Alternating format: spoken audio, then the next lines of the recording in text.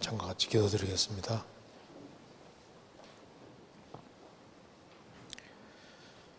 자비로우신 우리 아버지 하나님, 저희들을 주의 보배로운 피로 구원해 주신 것을 감사합니다. 올해 여러 가지 어려운 가운데서도 지켜주시고 도와주시고 이끌어 주신 것을 감사합니다.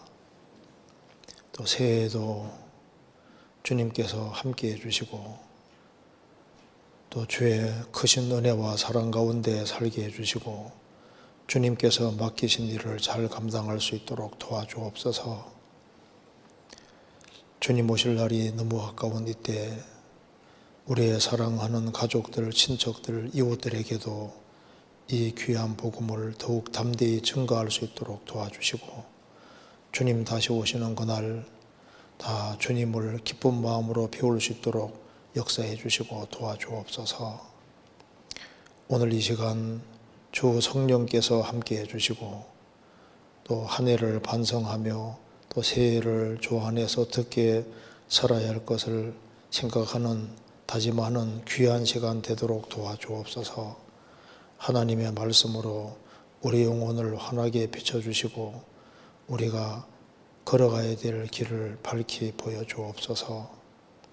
오늘 모든 시종 함께해 주시고 도와주옵소서. 주 예수 그리스도 이름으로 기도하옵나이다. 아멘. 성경 욥기 21장 찾겠습니다. 욥기 21장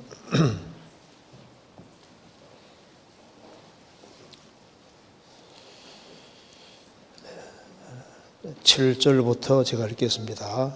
욥기 21장 7절입니다.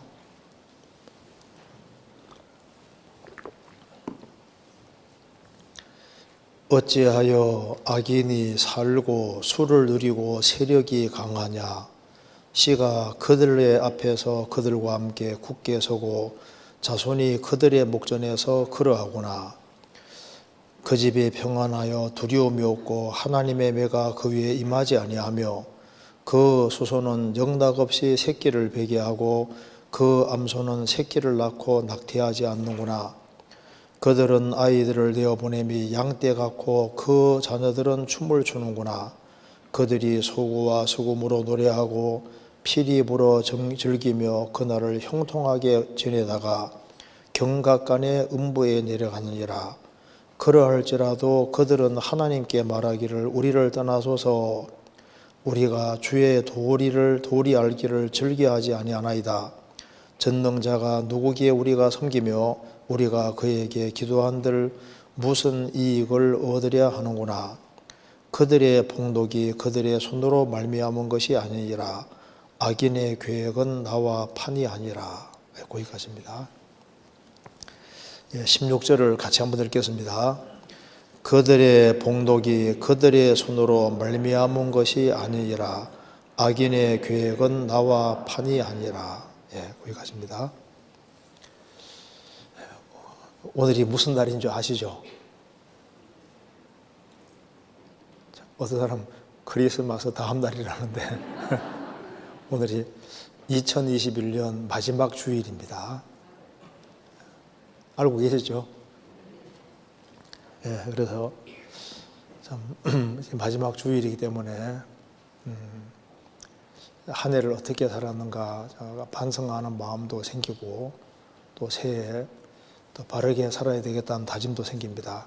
한 해 동안 정말 수고 많이 하셨습니다.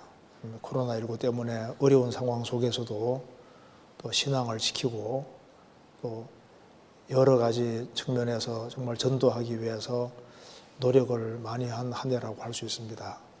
새해에도 주님의 크신 은혜와 사랑이 함께 하시기를 기원합니다.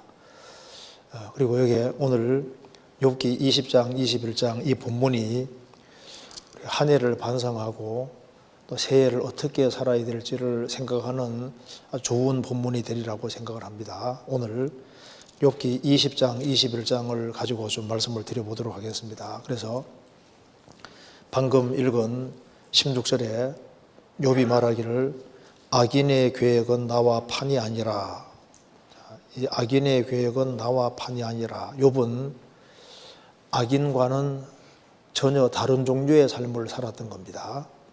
세상에는 아무리 종류가 많아도 두 종류밖에 없는 겁니다.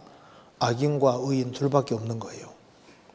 그래서 욥은 의인이었고 악인과는 전혀 다른 종류의 삶을 살았기 때문에 그 욥의 삶이 또 우리의 모델이 되는 겁니다. 우리도 똑같이 악인의 계획은 나와 판이 아니라, 이렇게 우리가 고백할 수 있고 또 이렇게 살 수 있다면 큰 축복이 아닐 수가 없습니다. 우리가 저번에 욥기 19장을 배웠습니다. 욥은 자신이 무엇을 믿고 있는지 또 어떻게 살아왔는지를 쭉 말하면서 이제 죽음을 건너가면 자신이 하나님 만날 걸 생각하니까 마음이 초급하다, 초조하고 급하다, 사모한다, 그런 뜻입니다. 그래서 주님을 이제 만날 생각을 하고 하니까 굉장히 스릴이 있고 참 그 마음에 이제 하나님을 만난다고 생각하니까 마음이 굉장히 설렌다고 얘기를 하면서, 이런 욥이 당하는 그 모든 그 어려움의 원인이 욥의 죄에 있다고 생각하면은 세 친구들이 잘못 판단했다는 겁니다. 그래서 이제 성도를 함부로 판단하는 그 문제에 대해서 하나님의 심판이 있을 것이니까 각오해라, 이제 이렇게 얘기를 하니까 소발이 열을 받은 겁니다. 이제 그래서 소발이 이제 듣다 보니까 욥은 자기의 잘못을 하나도 시인을 하지 않거든요.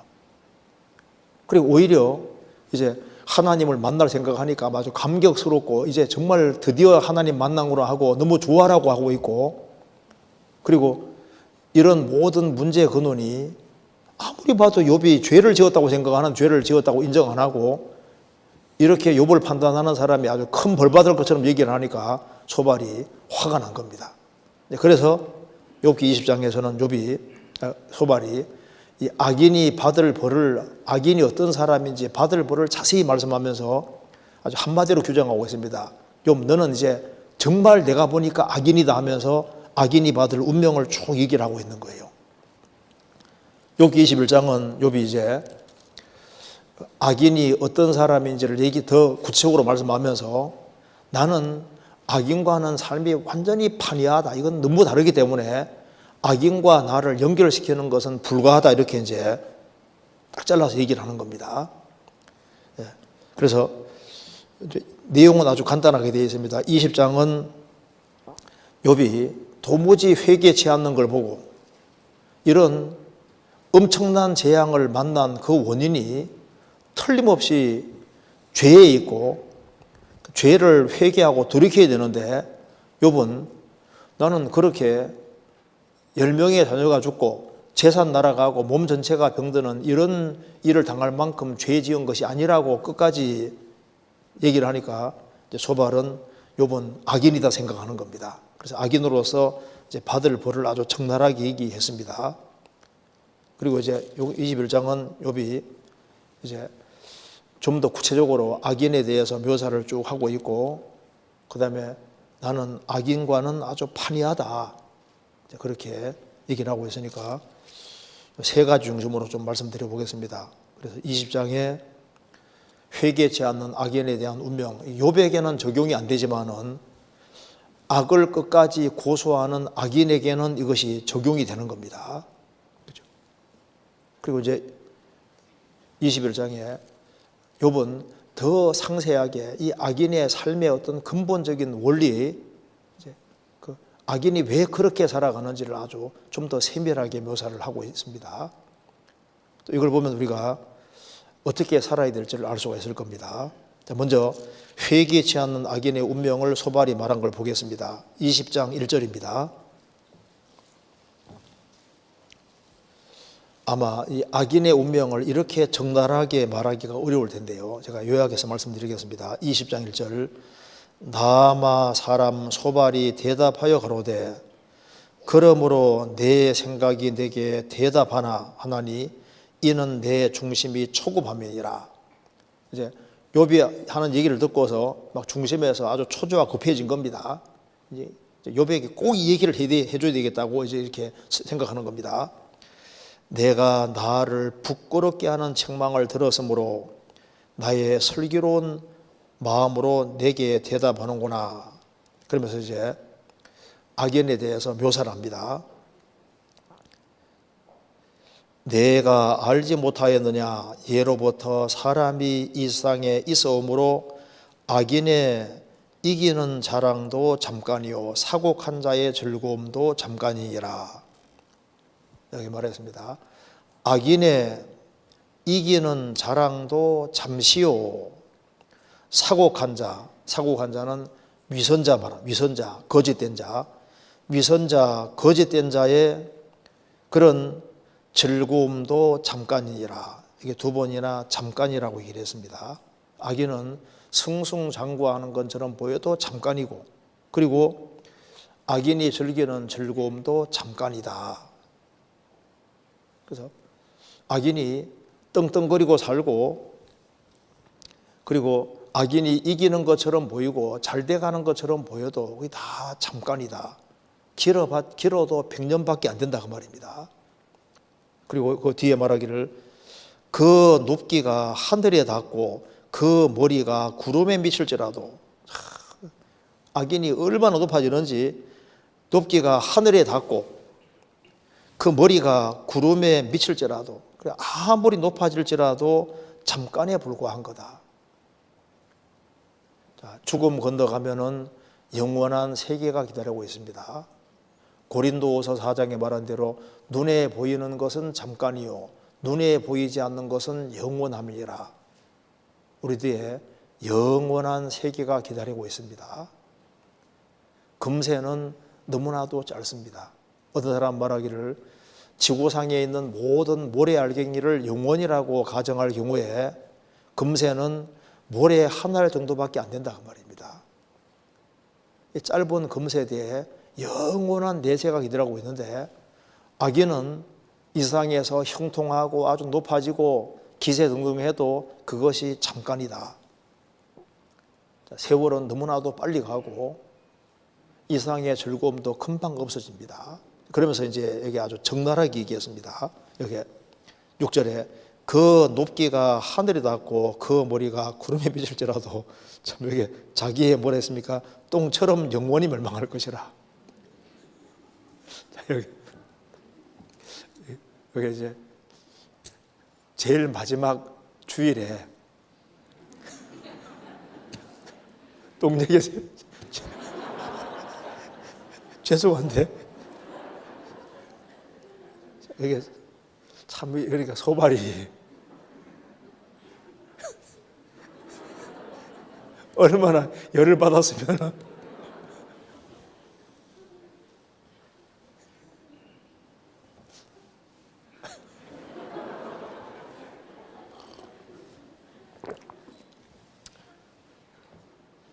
금방 이해되죠. 그러니까 악인이 아무리 높아도 얼마나 비참하게 될 것을 얘기를 했는데 그는 무가치하다 그 말입니다.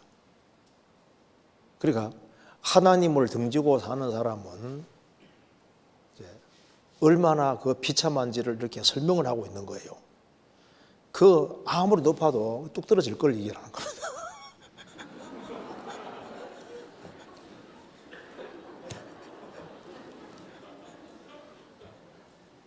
그러니까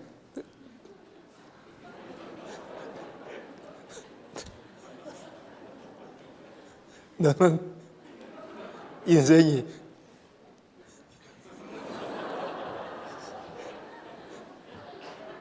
여기 시편 찾아보요.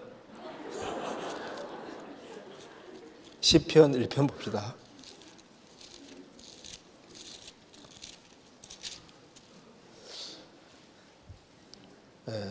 3절입니다.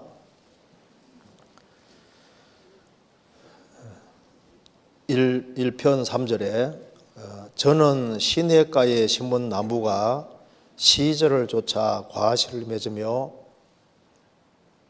그 잎사귀가 마르지 아니면 같으니 그 행사가 다 형통하리로다. 악인은 그렇지 않으며 오직 바람에 나는 겨와 같도다. 여기 보면은 의인은 시냇가에 심은 나무라고 했습니다. 자, 시냇가에 심은 나무와 바람에 날리는 겨는 너무 대조적이잖아요. 그러니까 의인은 시냇가에 심겨진 나무로서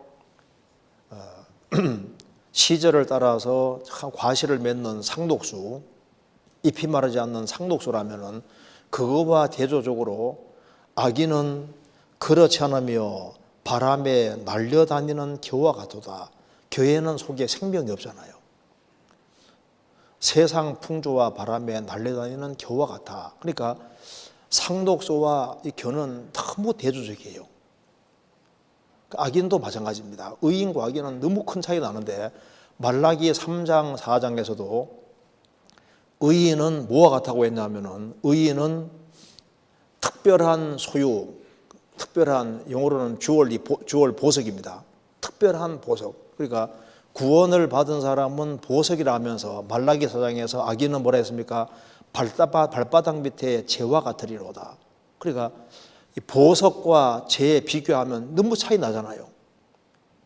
그러니까 악인과 의인 차이는 이렇게 큰 걸 말씀하는 거예요. 그래서 예수님을 배설물로 취급하는 사람은 자기가 배설물처럼 되는 겁니다. 바울 사도는 그리스도를 아는 지식이 가장 고상하다고 생각했기 때문에 그는 그리스도를 얻는 것을 목표로 삼고 그래서 이 그리스도를 제외한 모든 것을 배설물로 여겼다고 했는데 그리스도를 붙잡아야 되는데 그리스도를 등지는 사람은 그 사람은 아주 비참한 존재에 불과하다는 것을 이제 아주 적나라하게 얘기를 한 겁니다. 다시 보시겠습니다. 욥기 20장. 그래서 20장 12절에 악인은 자기 악에 대해서 반드시 보응받을 것을 말씀했습니다. 12절에 그가 비록 악을 달게 여겨 혀 밑에 감추며 아껴서 버리지 아니하고 입에 물고 있을지라도 그 식물이 창자 속에서 변하여 뱃속에서 독사의 쓸개가 되느니라. 자, 악인은 악을 달게 여깁니다. 악을 달콤하게 생각하거든요. 그래서 혀 밑에 딱 감추며 악을 그렇게 아까워하는 거예요. 버리기를 싫어합니다. 악을 아까워해서 버리지 아니하고 입에 물고 있을지라도 그 식물이 창자 속에서 변하여 뱃속에서 독사의 쓸개가 되느니라. 악이 처음에는 달콤하게 보여도 잠시 시간 지나가면은 그 악을 가지고 있으면은 이게 속에서 변해서 뱃속에서 독사의 쓸개가 되느니라. 악은 뒤에는 항상 비참한 결과를 낳는 것을 얘기하는 겁니다. 그래서 입에는 달게 보여도 뱃속에서는 독사의 쓸개가 되느니라. 아주 무서운 결과를 낳게 되는 걸 말합니다. 마귀는 처음에는 달콤한 것을 주고 나중에는 쓴 것을 주는 거예요.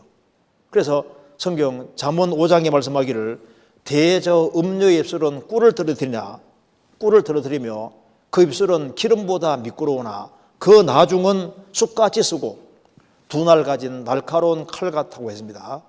그러니까 마귀는 처음에는 달콤한 걸 주고 나중에는 쑥을 주는 거예요. 처음에는 아주 기름같이 미끄러운데 나중에는 그게 나중에 칼로 바뀌는 겁니다. 호세아 8장에서도 악인은 바람을 심고 광풍을 거둘 것이다. 바람을 심었는데 나중에는 허리케인 같은 아주 강한 바람을 거둡니다. 씨를 뿌리는 사람은 단을 거두지만은 악을 뿌리는 사람은 아주 무서운 결과를 낳게 되는 겁니다. 그래서 악은 빨리 뱉어버려야 되는데 그는 비록 악을 달게 여겨서 혀 밑에 감추고 그 악을 다 그 달게 여기고 아껴서 버리지 않고 꼭꼭 가지고 있는 거예요. 그 나중에 그것이 아주 속에서 뱃속에서 독사의 설계가 되느니라 그 인생이 아주 쓴맛을 보게 되어 있는 겁니다. 악인은 결코 만족을 못한다는 것을 얘기했습니다. 20절 그는 마음에 족한 줄 알지 못하고 그는 마음에 족한 줄 알지 못하니 그 기뻐하는 것을 하나도 보존치 못하겠고 남긴 것이 몰수히 먹으니 그런즉 형통함이 오래가지 못할 것이다.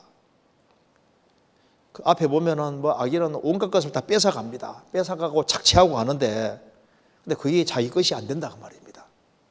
그러면서 소발은 말했습니다. 악은 반드시 드러나게 된다는 겁니다. 27절에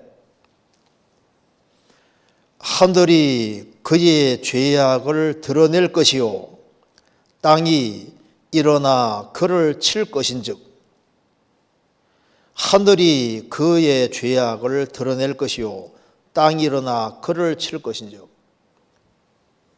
심판대 앞에 죄가 적나라하게 다 드러날 걸 말씀하는 겁니다. 그래서 시편 50편에 내가 너를 책망하여 너의 죄를 너의 눈앞에 차례로 베풀리라 죄를 차례차례 다 나열시키는 겁니다.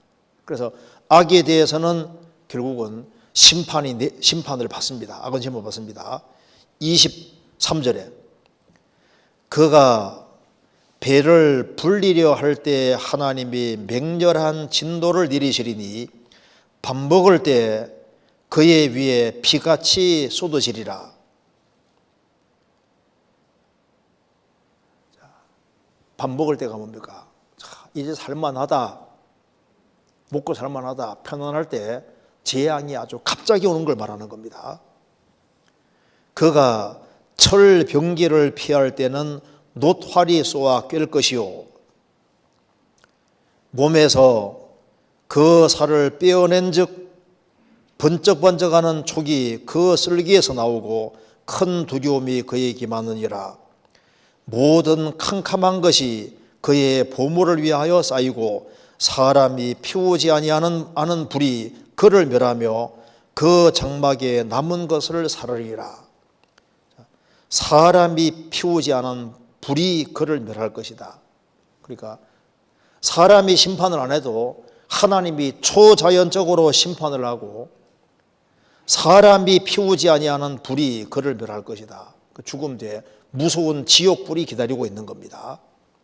그래서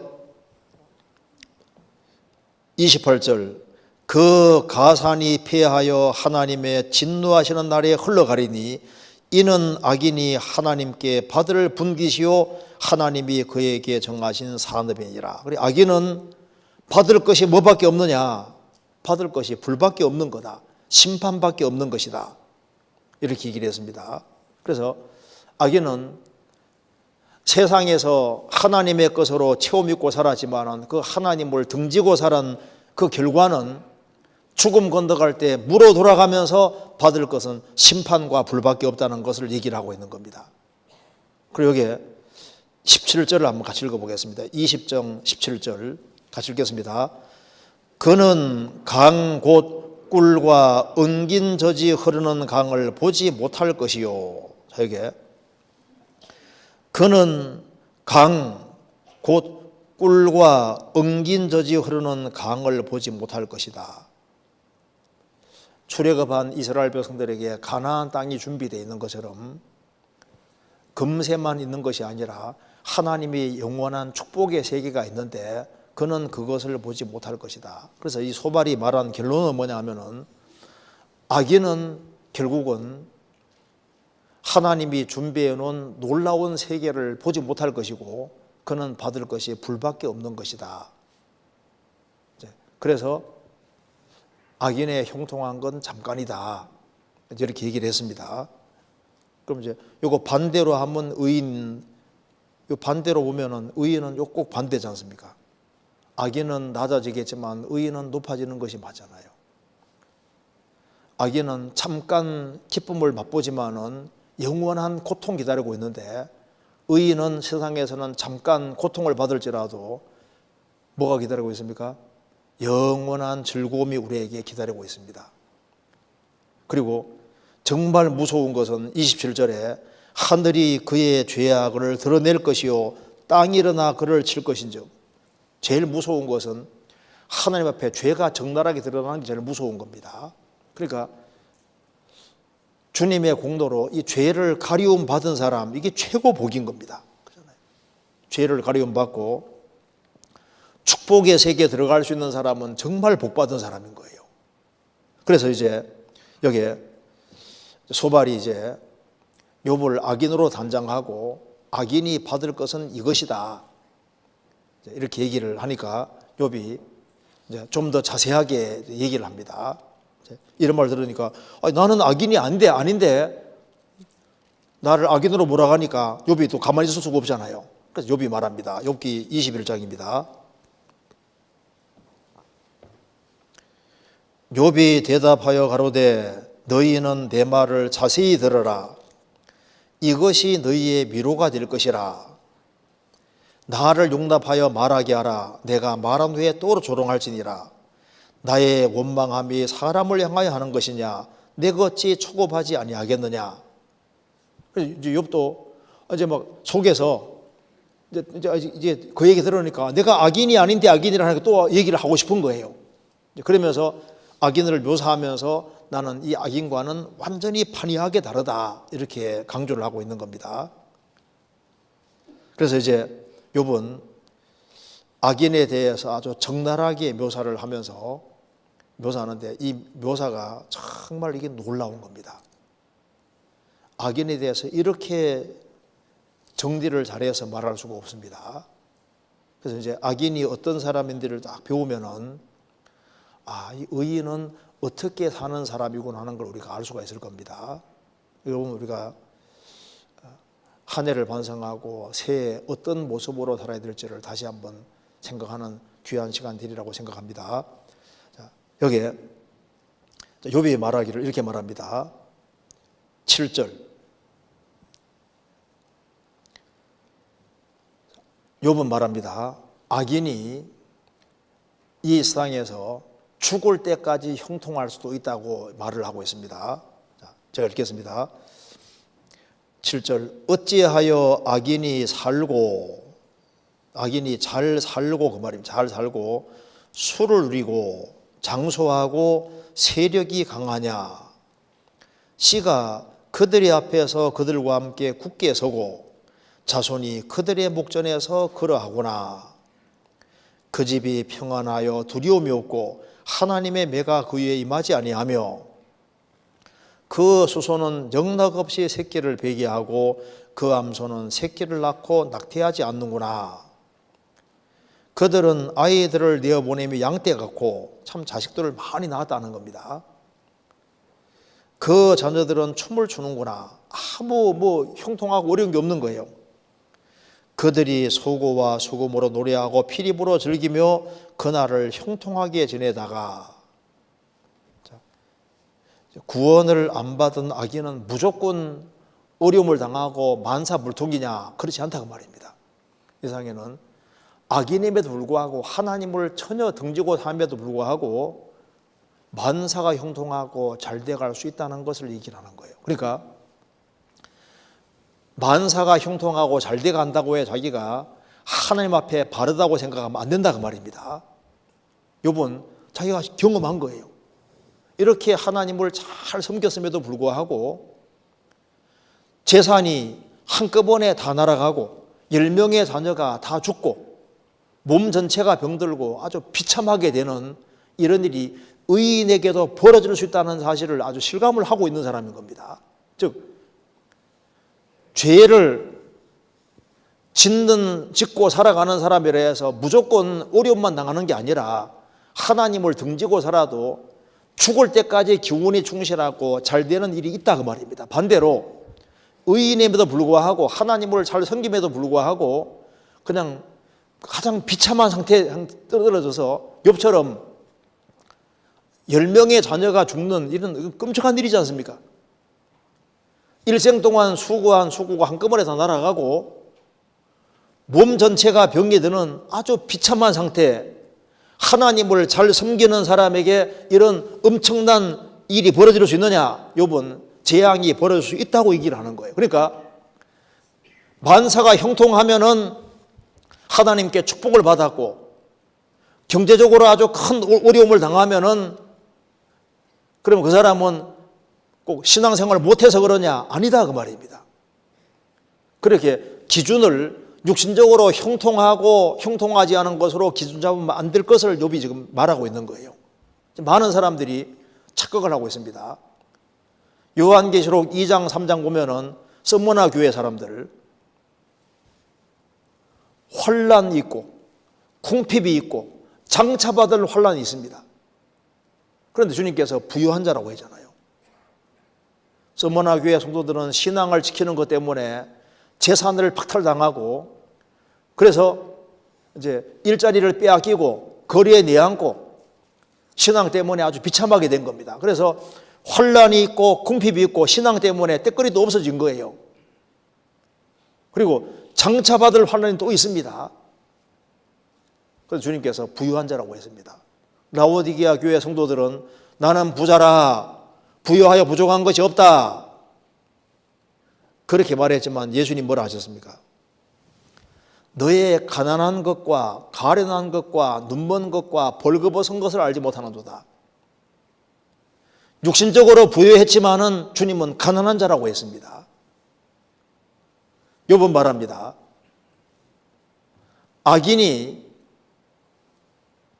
죄를 짓고 살아도 끝까지 죽을 때까지 기원에 충실하고 잘 될 수도 있고, 하나님을 바르게 섬기고 잘 살아도 큰 재앙을 당하는 일이 가능하다 그 말입니다. 그걸 욥이 지금 여기 얘기를 하고 있는 거예요. 욥기 12장 찾겠습니다. 12장 6절.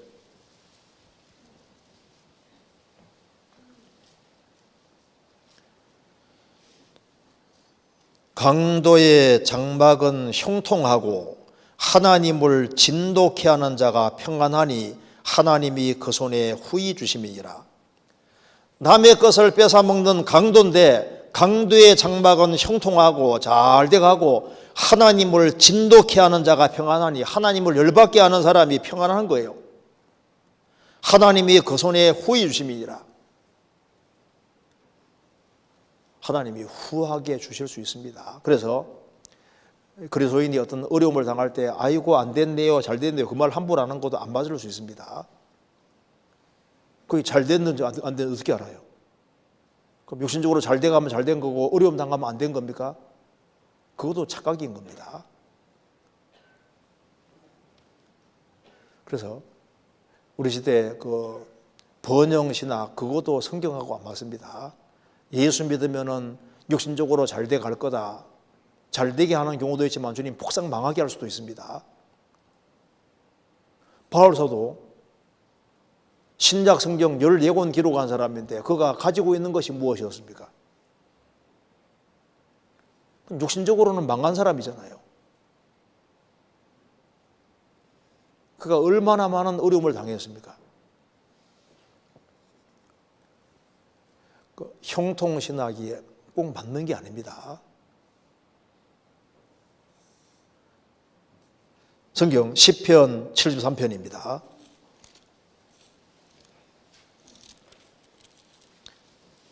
1절.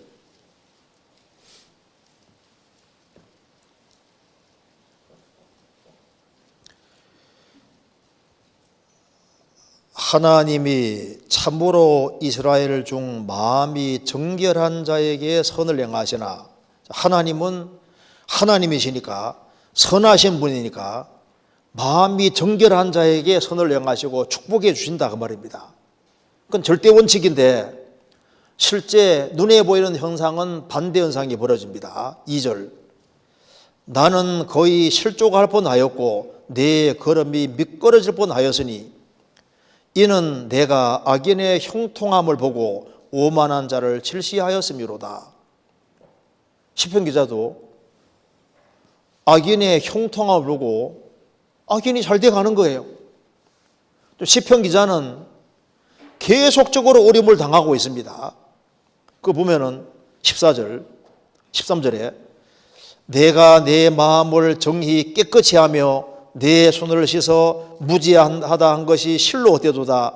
나는 종기를 재앙을 당하며 아침마다 정책을 보아도다. 시편 기자는 매일 얻어 터지고 맨 어려움이 주어지는데 악인은 보니까 형통하고 잘 돼가는 거예요. 세상에 이럴 수가 있냐 그 말입니다.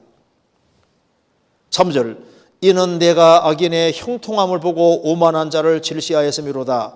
저희는 죽는 때에도 고통이 없고 편안하게 죽는다고 해서 좋은 데 갔다고 생각하면 착각입니다. 그리스도인 중에도 죽을 때 아주 고통 중에 죽는 경우도 있습니다. 그럼 그리스도인이 고통하며 죽으면은 그럼 천국 못 갔습니까? 아니잖아요. 저희는 죽는 때에도 고통이 없고 편안하게 죽는 거예요. 환하게 죽는 경우도 있습니다. 그 힘이 건강하며 타인과 같은 고난이 없고 타인과 같은 재앙도 없나니 어려움이 안 벌어지는 거예요. 그러므로 교만이 저희 목걸이요 강포가 저희 입는 옷이며 살찜으로 저희 눈이 솟아나며 저희 소득은 마음의 소음보다 진하며 저희는 능욕하며 악하게 압제하여 말하며 거말이 말하며 저희 입은 하늘에 두고 저희 혀는 땅에 두루 도니도다. 그러니까 목걸이 눈에 딱 띄는 것처럼 딱 보는 순간에 야, 저 교만한 인간이네. 옷은 드러나는 것처럼 와, 저 포악한 사람이네. 눈에 금방 보인다 그 말입니다. 그리고 막 입은 하늘에 두고 저희 혀는 땅에 돌아다니도다. 막 하나님을 향해 함부로 욕하고 막 혀를 가지고 막 오만 말을 하고 막 악담을 하고 나쁜 말을 하는데도 불구하고 멀쩡한 거예요. 이런 일들이 벌어질 수 있습니다. 잔치집의 대지는 도살이 날이 오면 올수록 많이 먹이잖아요. 노아시대 사람들을 먹고 마시고 시집가고 장가고 있다가 갑자기 홍수가 왔지 않습니까? 우리 시대 사람들 잘 먹고 잘 삽니다. 하나님을 안 찾아도 형통하고 잘 돼가는 거예요. 그래서 내가 형통하고 잘 돼가기 때문에 축복받았다 생각하면 그거 착각일 수 있습니다. 요번 말하고 있습니다. 다시 한번 보시겠습니다. 욥기 21장에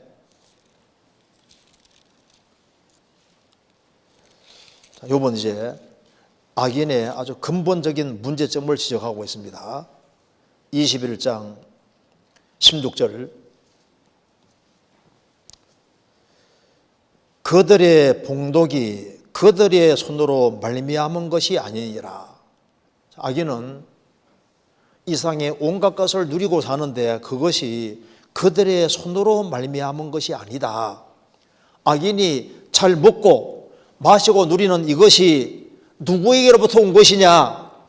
평생 하나님께로부터 왔다는 것을 알아야 되는데 그걸 하나님께로 왔다는 걸 안 받아들인다 그 말입니다. 지금 인간은 하나님에 의해서 지음받고 평생 쓰고 누리는 모든 것이 하나님께로부터 왔다는 걸 알아야 되잖아요. 고린도전서 4장에 말씀했습니다. 너희에게 있는 것 중에서 하나님께 받지 않은 것이 무엇이뇨? 내가 받았은즉 어찌하여 받지 아니한 같이 자랑하느뇨? 너희에게 있는 것 중에서 하나님께 안 받은 거 있으면 얘기해봐라. 다 하나님께로부터 받은 겁니다. 자기에게 있는 것 중에 하나님께 안 받은 것이 없잖아요. 하나님이 만든 세상에서 하나님에 의해 지음받고 그리고 내가 마시는 공기도 하나님 것이고 내가 쓰는 물도 하나님 것이고 그리고 우리 밥상 위에 쌀 한 톨 올라오려면 하나님이 태양을 수천 시간 동안 비춰줘야만 사람들이 생깁니다. 그렇잖아요. 우리가 사용하는 모든 것 다 하나님께로부터 온 겁니다. 자동차 굴리면 자동차 재료 하나님 다 만들어 놓으신 거잖아요. 하나님 만들어 놓은 걸 인간은 다 쓰고 있는 거예요. 그러니까 왜 죽을 때 못 가져가냐 하면은 하나님 것을 빌려 쓰기 때문에 못 가져가는 겁니다. 그렇잖아요. 왜 빈손으로 가냐 하면은 평생 하나님 것을 쓰고 하나님의 것을 쓰고 가다가 빌려 쓰고 가다가 딱 죽으면 하나님께 빌린 거니까 다 놓고 가는 거예요. 그래서 악인은 평생 온갖 것을 누리는데 그 근원이 하나님께로부터 왔다는 것을 인정하지 않는다 그 말입니다. 그 복덕이 그들의 손으로 말미암은 것이 아니라 내가 힘쓰고 애쓰고 수고해도 그것이 다 하나님이 주셔서 주신 것이지 자기 노력으로만 얻는 게 아니다 그 말입니다. 하나님은 선한 사람, 악한 사람 누구에게든지 햇빛과 비와 만물을 다 주십니다. 이 세상에 필요한 걸 다 내려주시는데 그 모든 것은 다 위로부터 하나님께로부터 내려왔다는 것을 안 받아들이는 거예요. 그래서 평생 하나님 것을 쓰고 누리고 살면서도 뭐라고 외치냐 하면은 하나님 필요 없다고 얘기한다 그 말입니다. 14절에 14절 그러할지라도 그들은 하나님께 말하기를 우리를 떠나소서. 무슨 말입니까? 하나님 우리를 떠나소서. 하나님 필요 없습니다. 우리에게 무슨 하나님 필요합니까? 사람들이 온갖 것을 누리고 살면서도 에이 하나님 필요 없다고 모든 것을 내려주신 분이 하나님인데 하나님 필요 없다고 쫓아내는 거예요. 욥기 22장 15절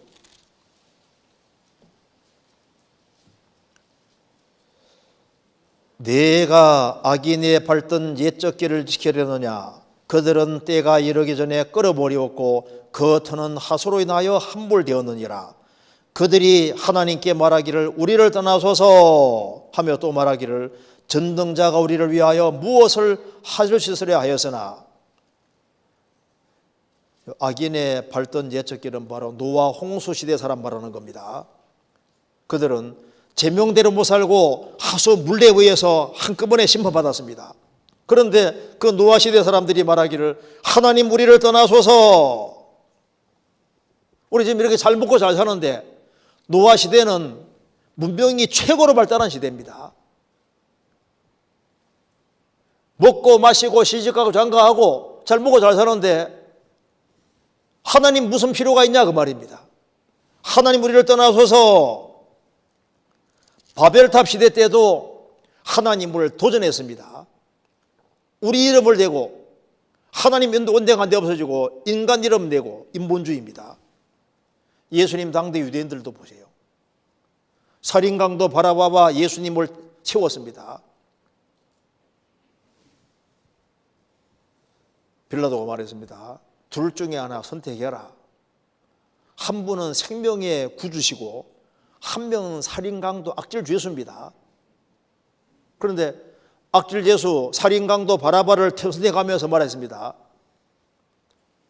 예수를 죽이시오 죽이시오.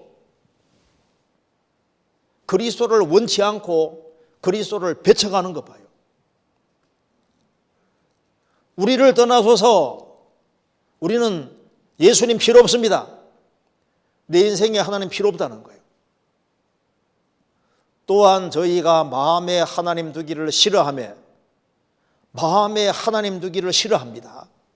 그래서 그 상실한 마음대로 내버려 두사 합당치 못한 일을 하게 하셨으니 하나님 것을 누리고 살면서도 하나님 우리를 떠나소서. 왜 그러면 떠나소서 했냐면은 욥기 21장 보시겠습니다. 21장 14절 그러할지라도 그들은 하나님께 말하기를 우리를 떠나소서. 우리가 주의 도리 알기를 즐기하지 아니하나이다. 왜 떠나소서 했습니까? 우리는 주의 도리 알기를 즐겨하지 않기 때문입니다. 주의 길을 갈망하는 마음이 없습니다. 하나님 말씀을 따라 사는 것이 싫다 그 말입니다.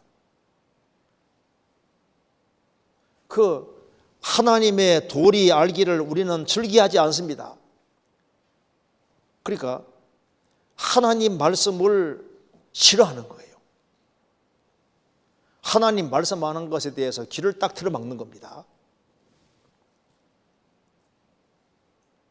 성경에 말씀하기를 예수님이 좁은 문으로 들어가라고 해요. 좁은 문으로. 좁은 문을 통과하고 좁은 길을 걸어가라고 말씀하셨는데 좁은 길을 들어가라는 명령을 원치 않습니다. 좁은 문으로 들어가라. 멸망으로 인도하는 문은 크고 그 길이 넓어 거리로 들어가는 자가 많고 생명으로 인도하는 문은 좁고 길이 없자가에 찾는 이가 적음이니라. 좁은 문으로 들어가야 되는데 좁은 문을 통과하라고 했는데 그거 싫어하는 거예요. 왜? 좁은 문을 통과해야지 좁은 길을 갈 수가 있거든요.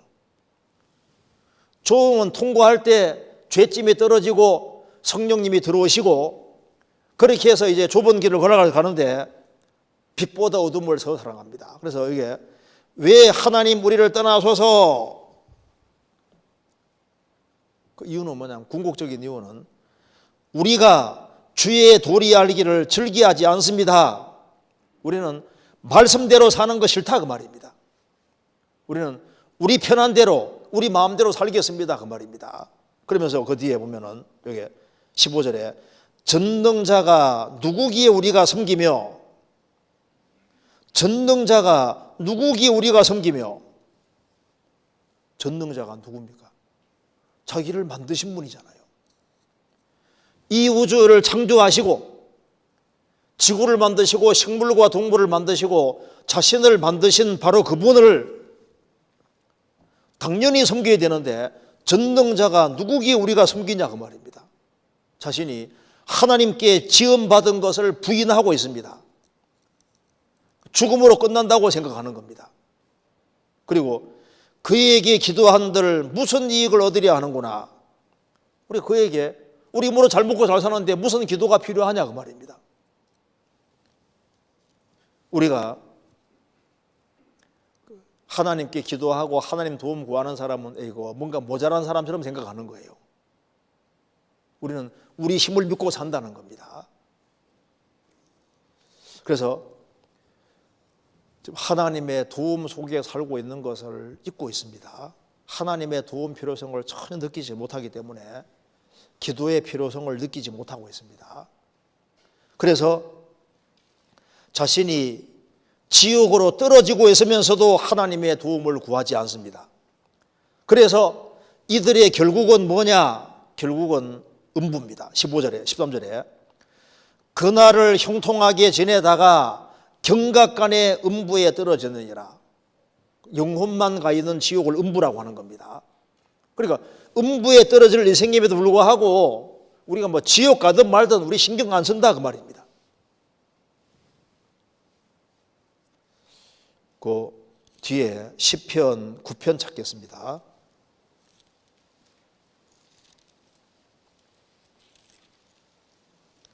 시편 9편 17절.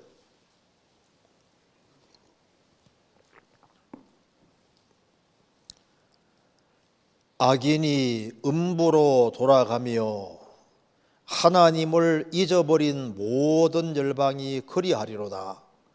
악인은 음부로 갑니다. 음부로. 영혼만 가 있는 지옥을 말하는 겁니다.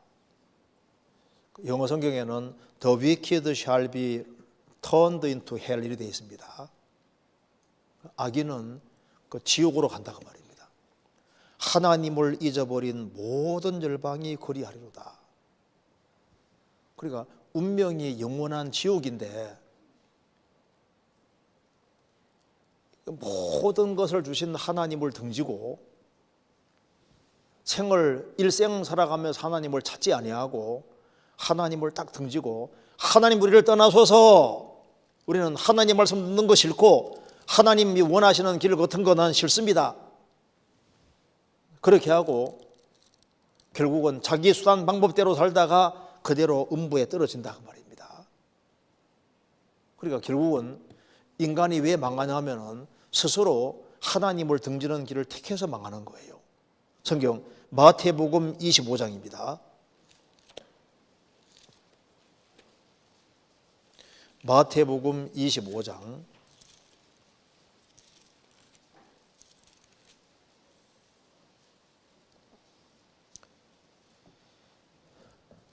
31절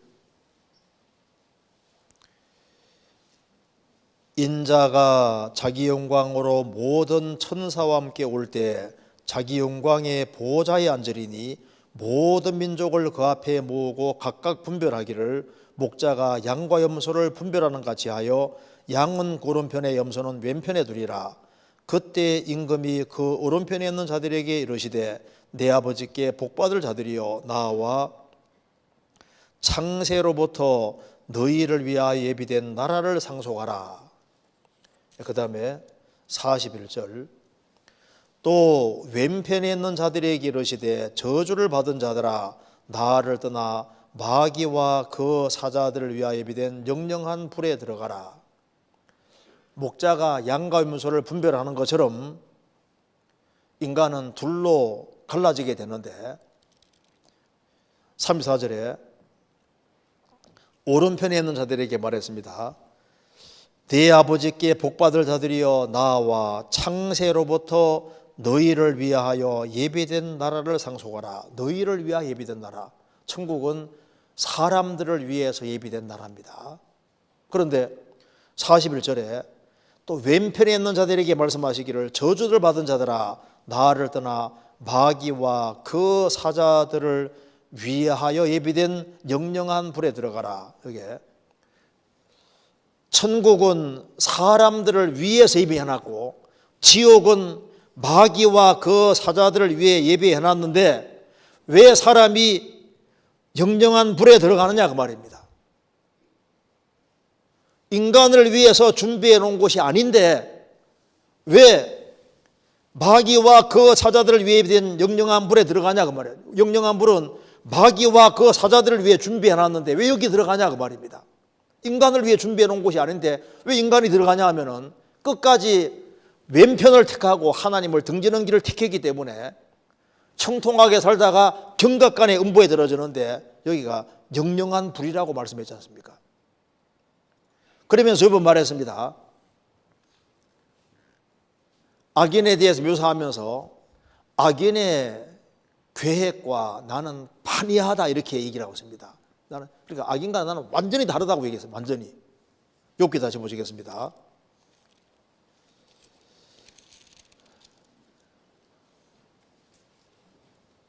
(16절) 21장 16절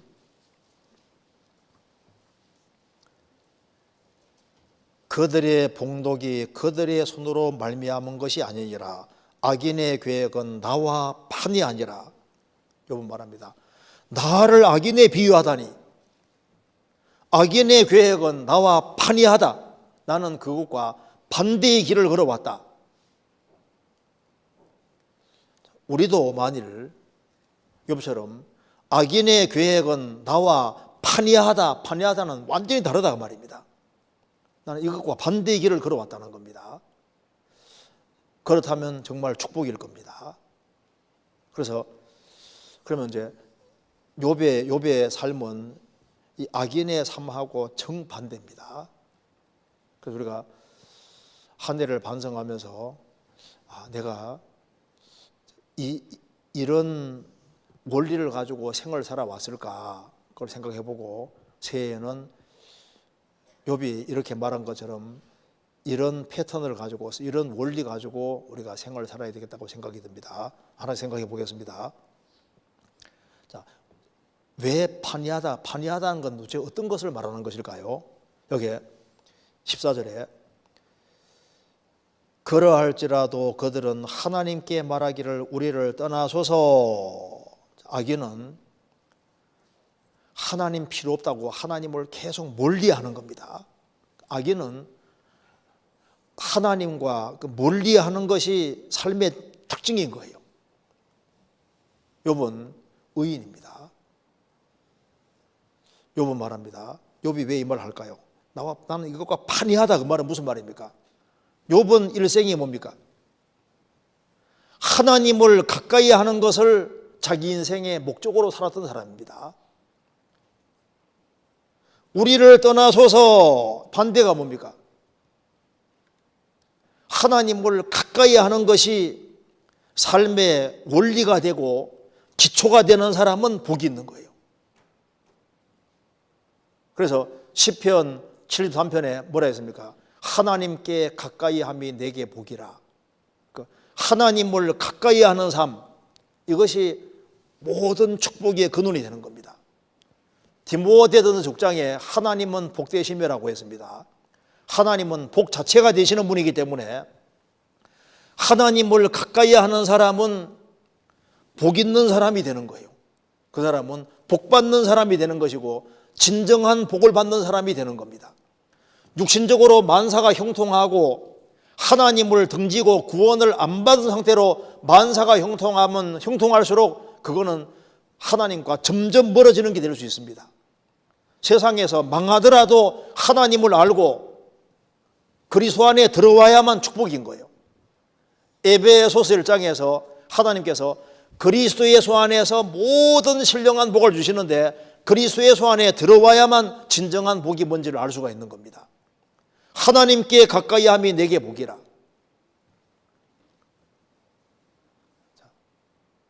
이 세상에서 제일 가까이 해야 될 분이 누굴까요? 하나님을 친근히 하는 사람, 하나님과 가까워지기를 더 원하는 사람,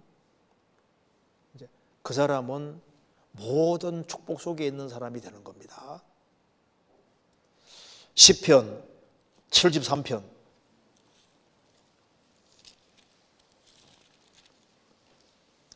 28절입니다. 같이 읽겠습니다. 하나님께 가까이 함이 내게 복이라. 내가 주 여호와를 나의 피난처로 삼아 주의 모든 행사를 전파하리이다. 하나님께 가까이 함이 내게 복이라.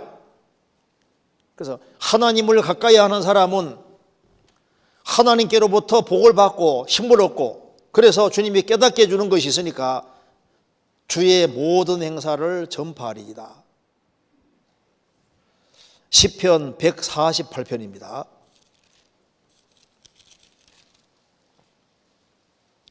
14절.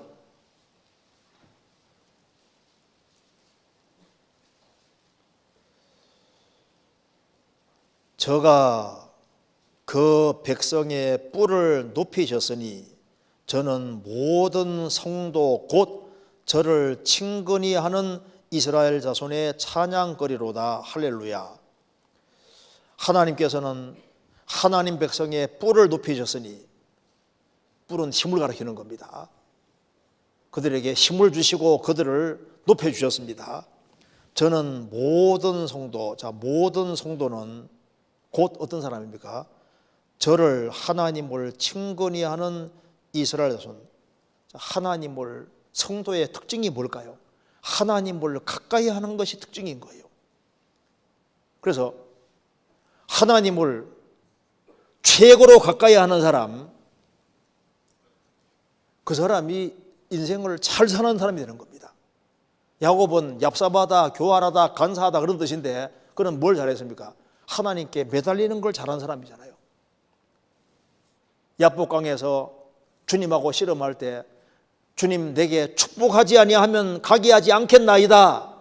그는 주님께 매달렸고, 그래서 하나님의 놀라운 축복을 받았습니다. 그러니까 하나님을 친근히 하는 사람, 그 하나님을 친근히 한다는 게 뭘 말하는 겁니까? 하나님은 복이시니까 하나님 가까이 하는 사람은 복받고 산다는 얘기가 되는 거라고. 그렇죠? 하나님과 복이니까 하나님 가까이 하는 사람은 그 사람 복덩어리가 되는 거예요. 하나님은 빛이시기 때문에 하나님 가까이 하는 사람은 인생을 헤매지 않고 살게 되는 겁니다. 하나님은 하나님은 본질이 사랑이시니까 하나님 가까이 한다는 것은 사랑받으면서 하나님이 주시는 만족 속에 산다는 뜻이 되는 겁니다. 그렇잖아요. 하나님은 모든 기쁨의 원천인데 하나님을 가까이 한다는 것은 하나님이 주시는 기쁨, 성령이 주시는 기쁨 속에 산다는 뜻이 되는 겁니다. 하나님은 진리가 되십니다. 하나님 가까이 하는 사람은 세상 사람들이 모르는 지혜가 있고, 그래서 인생에 아주 확고한 정답을 가지고 좋은 전망을 가지고 살게 되는 거예요. 하나님 가까이 하는 사람은 하나님은 높은 데 계십니다.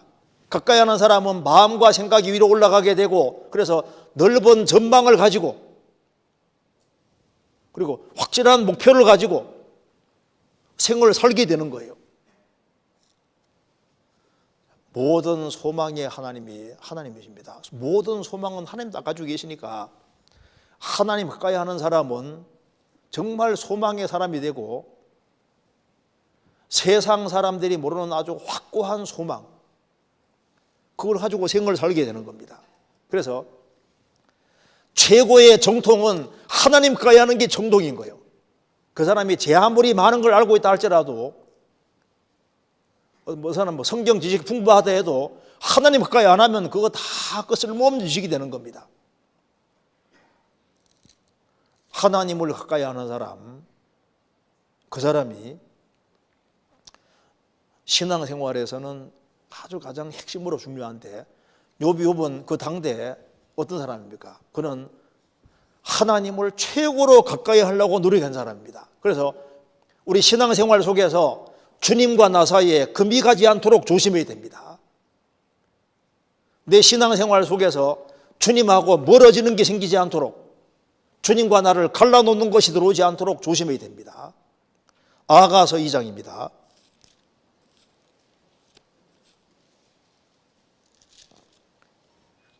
2장 15절.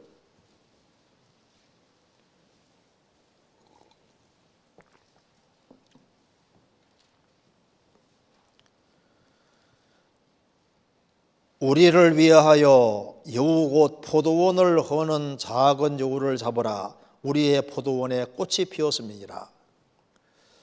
우리를 위하여, 아가서는 솔로몬과 술람비에 있는 사랑을 그린 노래인데, 솔로몬과 술람비 여인 사이에, 이것은 성도와 주님과 성도 사이에 그 그림자가 되는 겁니다. 우리를 위하여 여우 곧 포도원을 허는 작은 여우를 잡으라. 우리 마음도 포도원이고 가정도 포도원입니다. 교회도 포도원인 거예요. 이스라엘도 포도원이고 주님과 나 사이에도 이 포도원인데, 우리를 위하여 여우 곧 포도원을 허는 작은 여우를 잡으라. 우리의 포도원에 꽃이 피었음이니라. 포도원에 꽃이 피면 그 다음 열매가 맺힙니다. 그런데 여우를, 작은 여우를 용납하면은, 여우가 장난기가 심하니까 포도원에 치면은 열매가 못 맺히게 되는 거예요. 그러니까 열매 맺는 것을 막는 것이 포도원이잖아요. 그 여우입니다. 여우를 잡아야만 열매가 잘 맺힐 수 있는. 그러니까 우리 신앙생활 속에서 내가 이것만 제거시키면은 열매를 많이 맺을 수 있는데 할 때 그것이 일종의 여우인 겁니다. 여우가 단수로 안 되어 있고 복수로 되어 있습니다. 원문에도 복수로 되어 있습니다. 포도원을 허는 작은 여우들을 잡으라. 포도원에 꽃이 피었음이니라. 참 내가 주님과 나 사이에 참 교제 가운데서 열매가 많이 맺혀야 되는데 열매 맺는 것을 막는 것이 이게 여우다 그 말입니다. 내가 이것만 제거하면은 주님하고 더 친밀할 텐데, 이것만 없애면은 좀 더 신앙생활 잘할 수 있을 텐데, 그거 막는 것이 여우인 거예요. 작은 여우를 용납하면 이게 커집니다. 또 새끼도 지고 많아지거든요. 그래서 깜짝 놀라면은 부부 사이에 뭔가 딴 것이 들어오는 것처럼 주님과 나 사이에 딴 것이 들어와서 주님과 나 사이의 관계가 멀어지면은 그게 이제 신앙생활 망치는 길이 되는 겁니다. 그래서 주님과 나 사이에서 산이 생기지 않도록 조심해야 됩니다. 거기에 뒤에 17절, 2장 17절. 나의 사랑하는 자야, 날이 기울고 그림자가 갈 때 돌아와서 베데르 산에서의 노래와 어린 사슴 같아여라. 나의 사랑하는 자야. 주님을 가리켜서 말합니다. 주님 이렇게 말하는 겁니다. 나의 사랑하는 자야, 날이 기울고 그림자가 갈 때, 밤이 올 때 그 말입니다. 우리 신앙생활 속에서도 좀 캄캄하고 어둡게 될 때가 있습니다. 날이 기울고 그림자 갈 때 돌아와라. 빨리 돌아오라 그 말. 빨리 돌아오라. 베데르 산에서의 노루와 어린 사슴 같아여라. 베데르란 말 뜻이 단절이란 뜻입니다. 단절. 영어로 세퍼레이션, 단절이라는 뜻인데요. 베데르 산에서의 산들입니다. 산들 복수로 되어 있습니다. 이것도 원문에. 그러니까 이게 무슨 말입니까? 내 사랑하는 사람이 있는데 내 사랑하는 사람이 나에게 멀리 떨어져 있는 거예요. 그래서 나의 사랑하는 자는 산들을 사이에 두고 떨어져 있는데 빨리 돌아와 달라. 빨리 돌아와 달라. 그 신앙이 회복되기를 원하는 겁니다. 그래서 베데르 산에서의 노루와 어린 사슴 같이 빨리빨리 뛰어서 내게 달려와 달라 그 말입니다.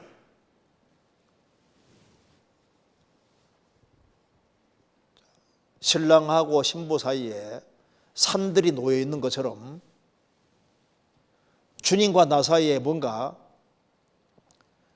거리를 멀어지게 하는 산들이 있으면 안 됩니다. 그걸 빨리빨리 제거해서 주님하고 친밀하게 되도록. 그래서 돌아와, 빨리 돌아와 달라 그 말입니다. 빨리. 산들을 넘어서, 단절의 산들을 넘어서 빨리 와 달라. 그러니까 가까워지고 친밀하게 되기를 갈망하는 마음을 표현한 겁니다.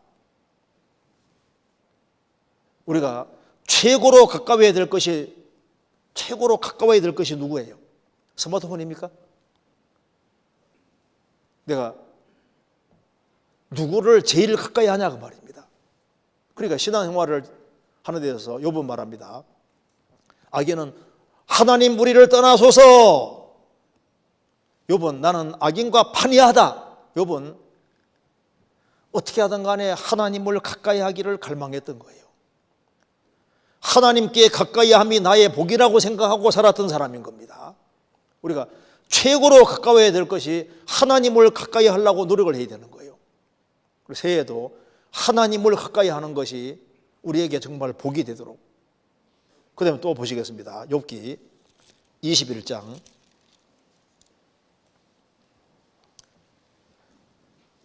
15절에 전능자가 누구기에 우리가 섬기며 우리가 그에게 기도한들 무슨 이익을 얻으랴 하는구나. 전능자에게 기도가 무슨 필요하냐 이렇게 악인들이 말하는데 악인의 계획은 나와 판이 아니라 욥은 하나님께 실제로 아뢰어서 하나님의 기도 응답을 받은 사람입니다. 그 앞에 욥기 12장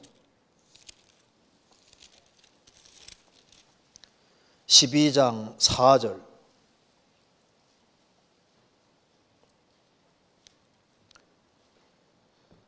하나님께 불러 아뢰어 들으심을 입은 내가 이웃에게 웃음 받는 자가 되었으니 의롭고 순전한 자가 조롱거리가 되었구나.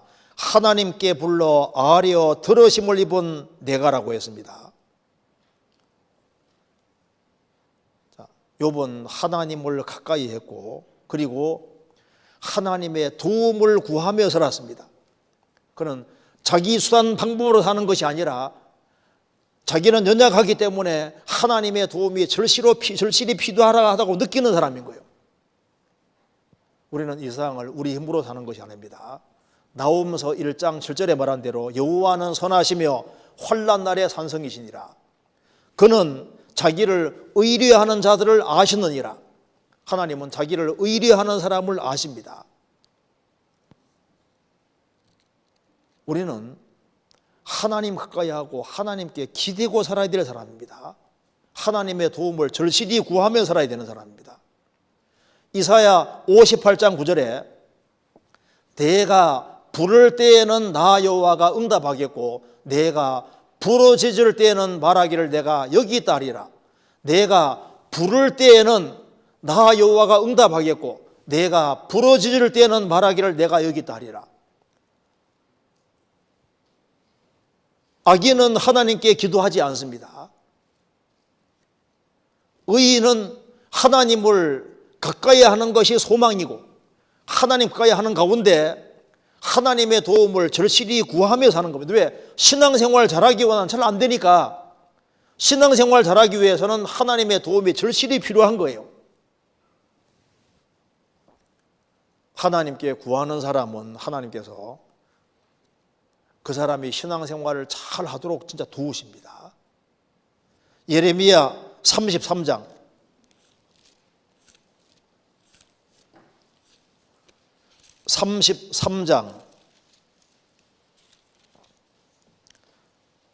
3절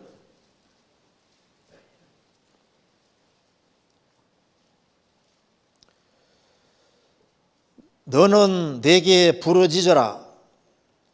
내가 내게 응답하겠고 내가 알지 못하는 크고 비밀한 일을 내게 보이리라. 너는 내게 부르짖어라. 내가 내게 응답하겠고, 부르짖는 사람은 부르짖는 내용뿐 아니라 내가 알지 못하는 크고 비밀한 일도 덤으로 보이리라 그 말입니다. 우리가 주님의 도움을 구하고 살면 주님은 우리가 도움 구하는 것뿐 아니라 그거 이상으로 우리가 미처 알지 못하는 많은 것도 깨닫게 도와주신다 그 말입니다. 생을 살아가면서 어려움들이 있을 수밖에 없습니다. 환난 날에 나를 부르라. 환난 날에는 하나님을 불러야 되는 거예요. 환난 날에 나를 부르라. 내가 너를 건지리니 내가 나를 영화롭게 하리로다. 그래서 환난 날에 나를 부르라. 시편 81편에 우리 능력 되신 하나님, 내 입을 넓게 열라 내가 채우리라. 내 입을 넓게 열어라 내가 채우리라. 그래서 하나님을 가까이 하고 하나님을 향해서 입을 넓게 여는 사람, 마음을 넓게 여는 사람 주님이 그냥 주시는 것이 아니라 채우리라. 주시는 게 아니라 채웁니다. 의에 줄이고 목마른 자는 복이 있나니 저희가 배부름을 먹을 것이라 아니라 배부름을 얻을 것이요. 무슨 말입니까? 넘치게 줄 것을 주님 말씀하시는 겁니다. 사사기 1장에 처음 시작이 여호와께 묻자와 가로되, 제일 마지막은 자기 소견에 옳은 대로 행하여더라. 우리가 한 해를 돌이켜봤을 때 여호와께 묻자와 가로되, 하나님 가까이 하면서 하나님께 묻고 행했는지 아니면 하나님을 뒤로 하고 자기 소견에 옳은 대로 행했는지, 새해에는 하나님 가까이 하면서 여호와께 묻자와 가로되 하나님께 묻고 행하는 그것이 될 때 주님께서 한 해를 크게 도와주는 걸 경험할 겁니다. 그리고 여기에 다시 욥기 다시 보시겠습니다. 21장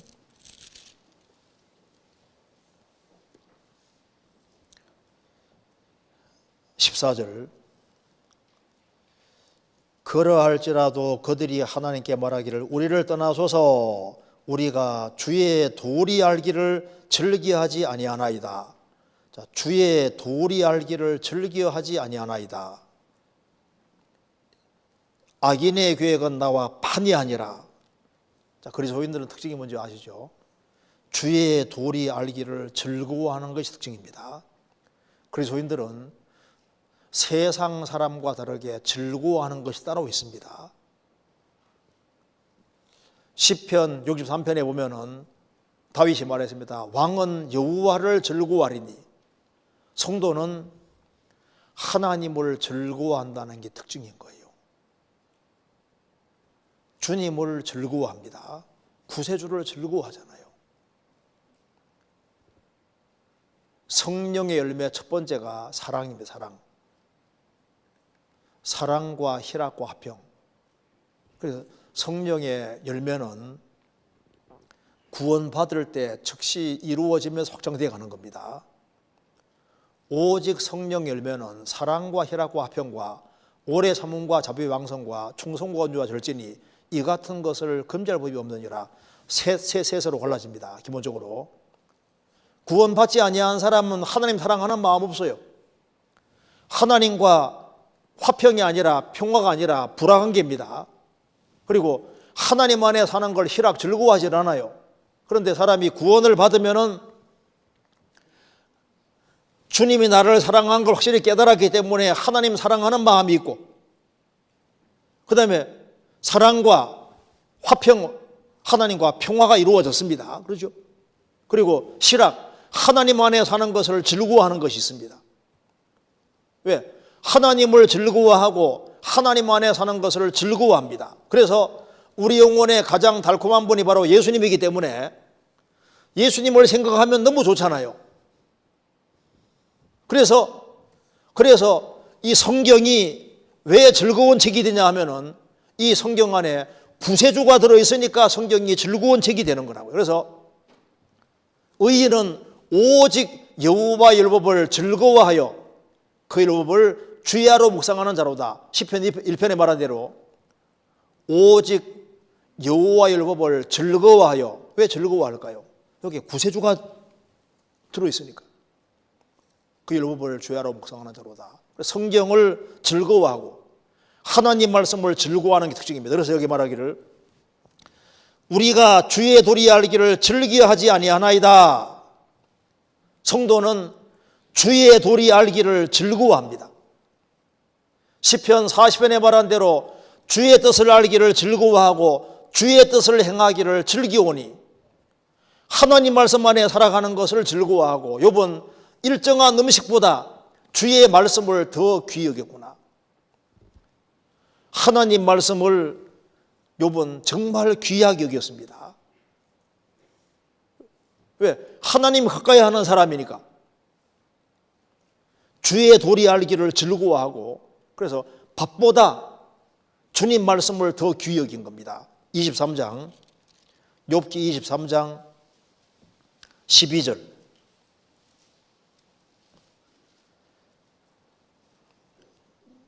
내가 그 입술의 명령을 어기지 아니하고 일정한 음식보다 그 입의 말씀을 귀히 여겼구나.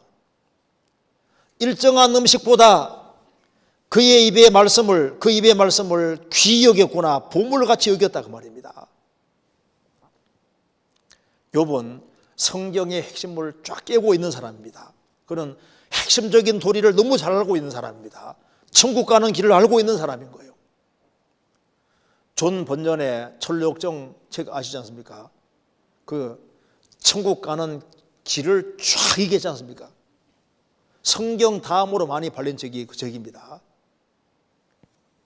그는 존 번연은 전도하다가 감옥에 들어가서 전도만 안 하면 빼준다고 했는데도 나가면 전도할 거라고 해서 10년 이상을 감옥 속에 있지 않습니까? 그래서 나중에 천류역정 책을 쓰는데 성경의 핵심을 얼마나 잘 파악하고 있습니까? 사람이 죄짐을 지고 좁은 통과하고 그때 죄짐을 벗고 좁은 길을 걸어가는 과정을 아주 생생하게 잘 묘사하고 있습니다. 특별히 그리스도인들은 성경의 도리 알기를 즐거워하는 사람들이기 때문에 성경의 아주 핵심 도리가 제일 잘 나타나 있는 곳이 어딘 줄 아시죠? 서신서. 그래서 로마서부터 유다서까지 시험 칠 때 익히는 것처럼요, 이게 로마서부터 유다서까지 읽어서 그걸 쫙 깨고 있으면은 성경이 아주 쉬운 책이 되거든요. 그런데 구원받고 세월은 흘러가는데 성도에게 주신 편지가 로마서부터 그 이하가 성도에게 주신 편지인데 그걸 내용을 쫙 깨면 그게 이제 기본 핵심이고 길이거든요. 주의 도리 알기를 즐거워해야 되는데 욥은 말합니다. 악인의 계획은 나와 판이 아니라 욥은 주의 도리 알기를 정말 즐거워했습니다. 신명기 17장 19절에 평생에 자기 옆에 두고 읽어서 평생에 자기 옆에 두고 읽어야 됩니다.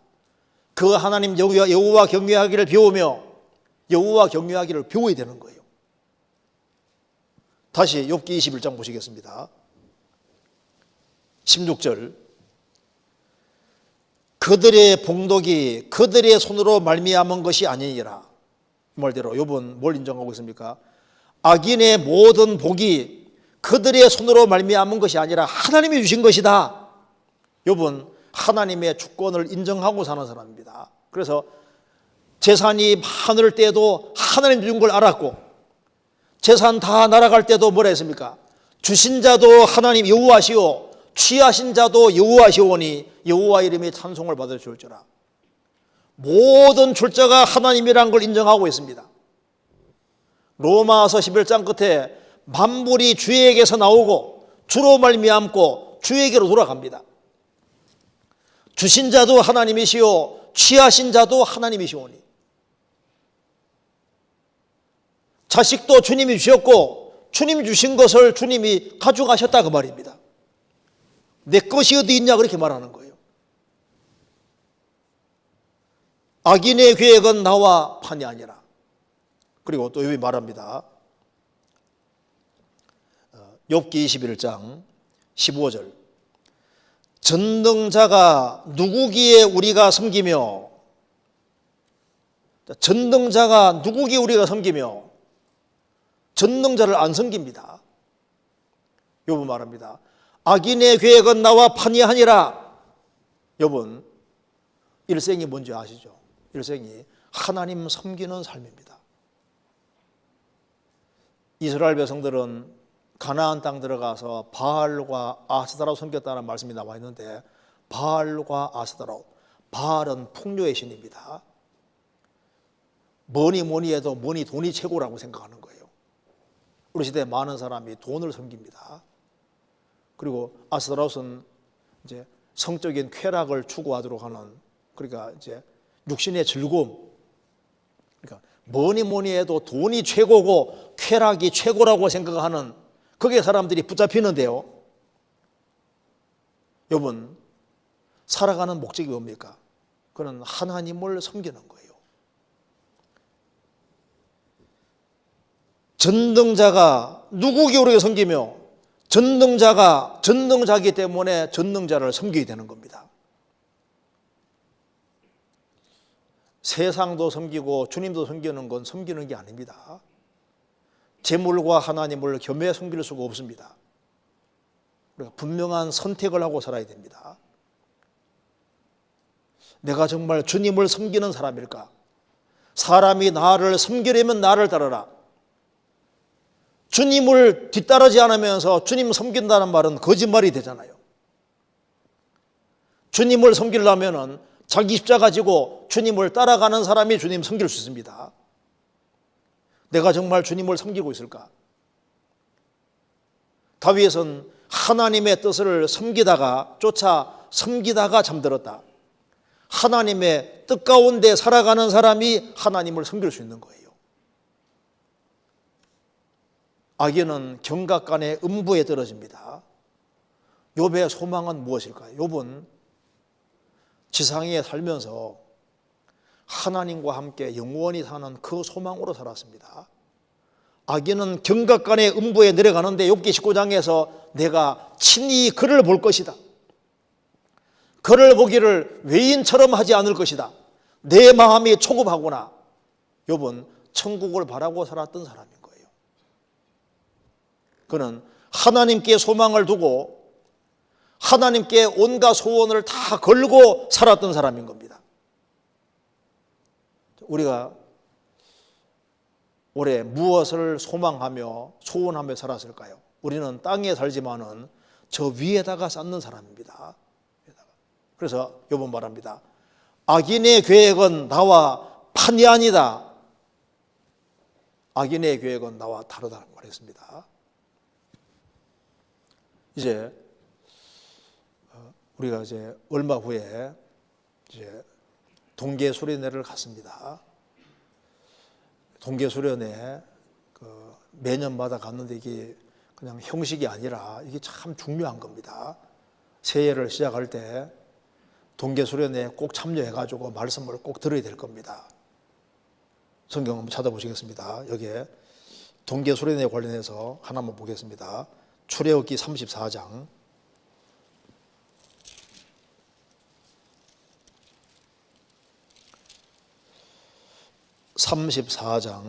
21절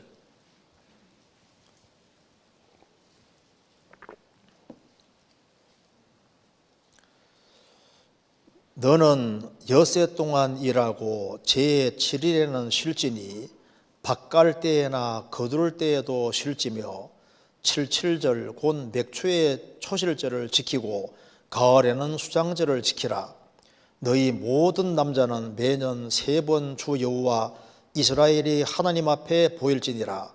내가 열방을 내 앞에서 쫓아내고 내 지경을 넓히리니 내가 매년 3번씩 여호와 너의 하나님께 보이러 올 때 아무 사람도 내 땅을 탐내어 엿보지 못하리라.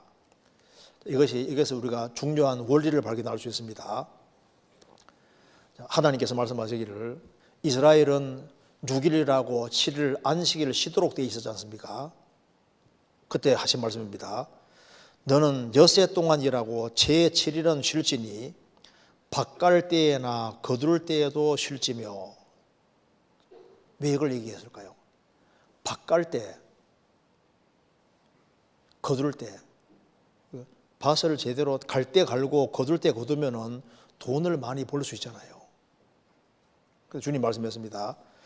이게 밭갈 때인데 안식일이 들어왔습니다. 그러면은 무조건 쉬라 그 말입니다. 그리고 거둘 때 빨리 거둬야 되는데 그래도 쉬어라. 무슨 말입니까? 경제적인 거 이거보다 훨씬 중요한 것이 하나님 모순주의 하는 게 더 중요하다는 거예요. 우리 시대에 지금 많은 사람들 생각이 이게 돈에 붙잡혀서 내가 주일 안 쉬면은 내가 돈을 더 많이 벌 수 있는데, 그런데요, 주님 말씀하시기를 6일 일하고 제7일에 쉬어라. 우리는 지금 안식일을 지키는 게 아니지 않습니까? 그런데 이런 원리를 생각해야 됩니다. 우리는 안식일 다음 날이 주일인데 초대교회 때도 성경에도 안식일 다음 날 주일날 모였고 역사기록에도 주일날 모임으로 나옵니다. 계속 나옵니다. 그런데 여기 말씀하기를 6일 동안 일하고 제7일에는 쉬는데 밭갈 때에 내가 조금만 신경 쓰면 돈벌이 늦을 수 있는데 그래도 7째 날에는 쉬라.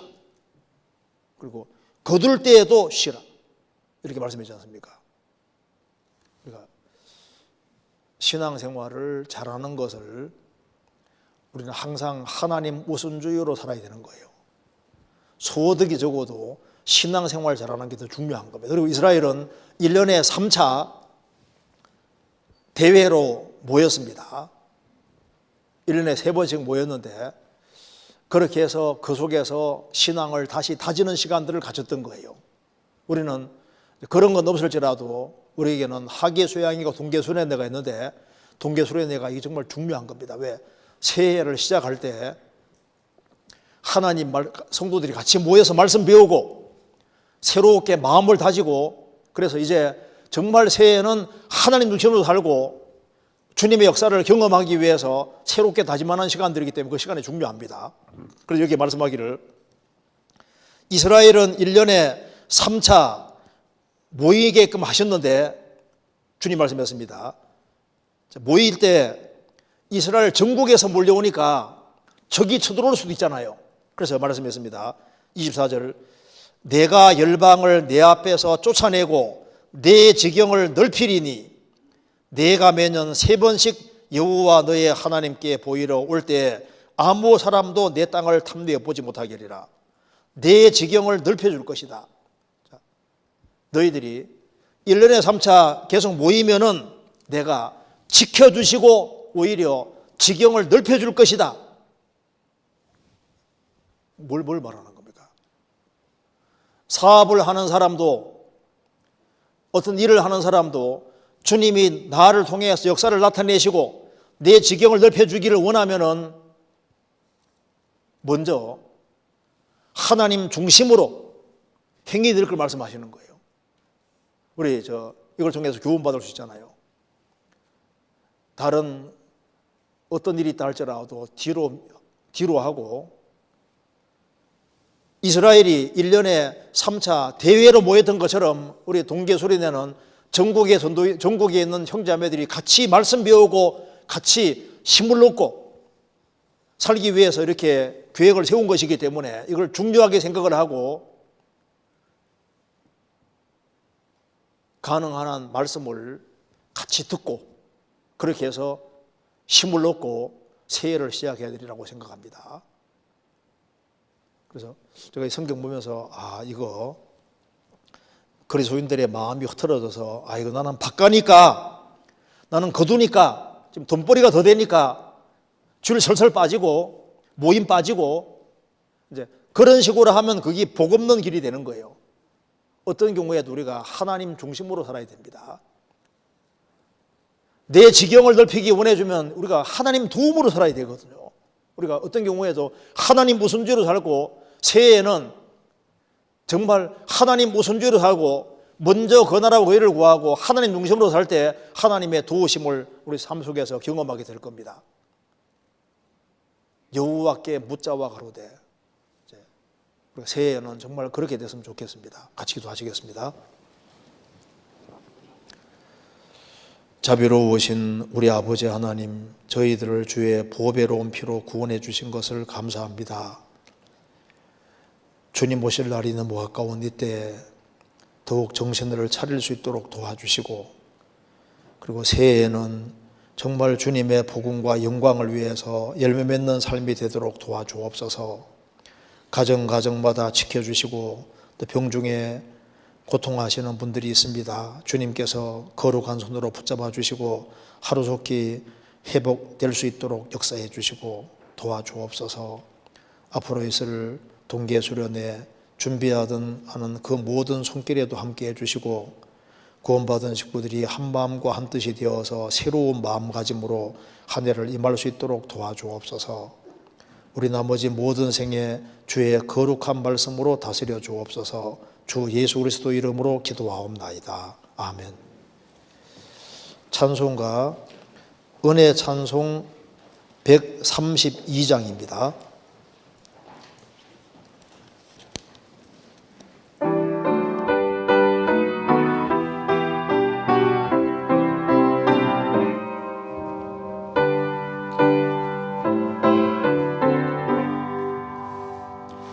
내 인생 여정 끝내어 강 건너 언덕 이를 때 하늘 문 향해 말하리 예수 인도하셨네 매일 발걸음마다 예수 인도하시네 나의 무거운 죄 짐을 모두 벗고 하는 말 예수 인도하셨네 이것이 바뀔 인생을 헛덕이면서 갈 때에 시험과 환난 많으나 예수 인도하시네 매일 발걸음마다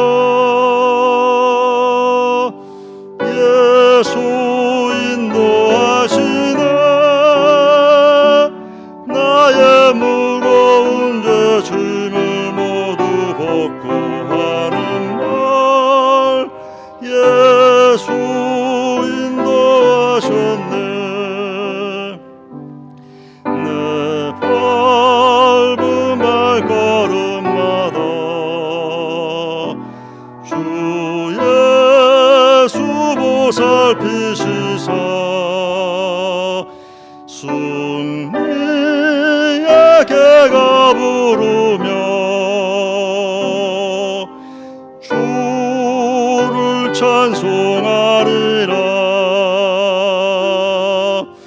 매일 발걸음마다